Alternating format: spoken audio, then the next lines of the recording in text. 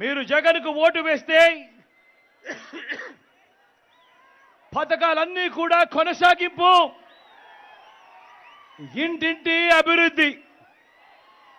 అదే పొరపాటున చంద్రబాబుకు ఓటు వేస్తే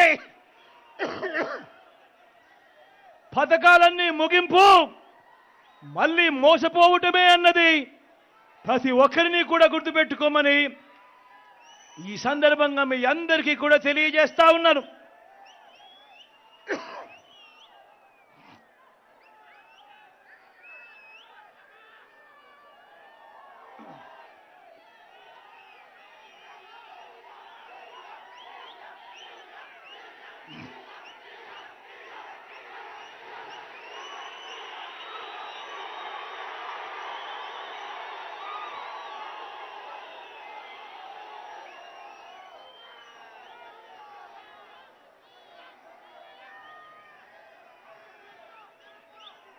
ఈ ఎన్నికల్లో ఎవరైనా కూడా మళ్ళీ చంద్రబాబును నమ్మడము అనంటే దాని అర్థము, మళ్ళీ చంద్రబాబును నమ్మటము అనంటే దాని అర్థం మళ్ళీ మోసపోవటం, దాని అర్థం మళ్ళీ చంద్రముఖిని మళ్ళీ నిద్ర లేపడమే అన్నది ప్రతి ఒక్కరూ గుర్తుపెట్టుకోమని కోరుతా ఉన్నా.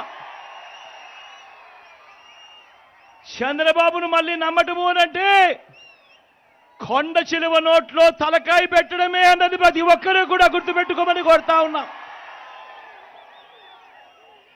ఇదే బాబు చరిత్ర చెప్పిన సత్యం, ఇదే సాధ్యం కాని హామీలతో ఆయన ఇచ్చిన మేనిఫెస్టోకు ఇదే అర్థం. ఇది ప్రతి ఒక్కరిని కూడా గుర్తుపెట్టుకోమని కోరుతా ఉన్నాడు మీ బిడ్డ. దేవుడి దయతో ఈ 59 నెలల మీ బిడ్డ పాలనలో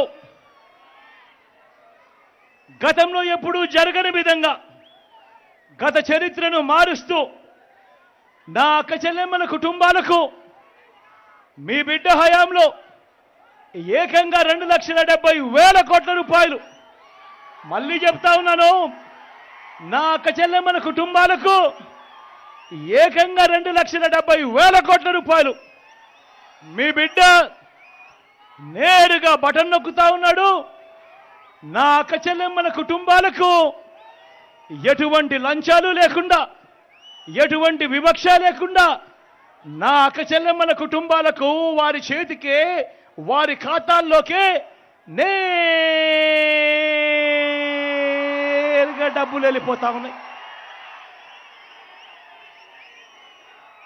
గతంలో ఎప్పుడైనా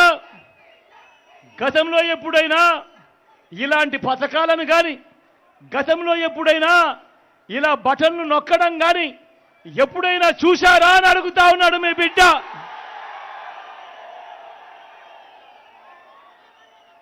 గతంలో ఎప్పుడూ కూడా జరగని విధంగా ఏకంగా 2,31,000 ప్రభుత్వ ఉద్యోగాలు ఇచ్చినది. మేనిఫెస్టోలో చెప్పిన 99% వాగ్దానాలు అమలు చేసినది ఈ 59 నెలల పాలనలోనే. గతంలో ఎప్పుడూ కూడా చూడని విధంగా, రాష్ట్ర చరిత్రలో ఎప్పుడూ జరగని విధంగా జరిగాయి. నేను ఆలోచన చేయమని కోరుతా ఉన్నా మీ అందరితో కూడా. ఇప్పుడు నేను గడగడ మచ్చుకు కొన్ని పథకాలు చెబుతాను, మీరే ఆలోచన చేయమని అడుగుతా ఉన్నా. ఇప్పుడు మీ బిడ్డ చెబుతా ఉన్న ఈ పథకాలు గతంలో ఎప్పుడైనా జరిగాయా? గతంలో ఎప్పుడైనా మనం చూశామా?